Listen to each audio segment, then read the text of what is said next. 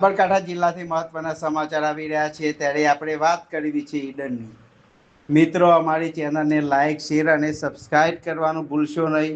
GK TV ન્યૂઝમાં આપનું સ્વાગત છે। જોઈએ હવે સાબરકાંઠાના મુખ્ય સમાચાર। સાબરકાંઠાના ઐતિહાસિક અને પ્રવાસન સ્થળ તરીકે જાણીતા ઈડરગઢની તળેટી વિસ્તારમાં દારૂની ખાલી બોટલો અને મેડિકલ વેસ્ટનો મોટો જથ્થો જોવા મળતા અનેક સવાલો ઊભા થયા છે।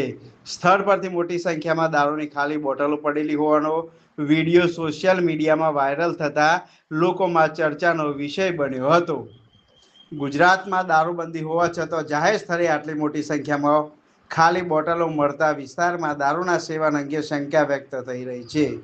બીજી તરફ સ્થળ પર ઇન્જેક્શન એન્ટીબાયોટિક્સ ડોઝની ખાલી શીશીઓ સહિતનો મેડિકલ કચરો પણ ખુલ્લામાં ઠલવાયેલો જોવા મળ્યો હતો।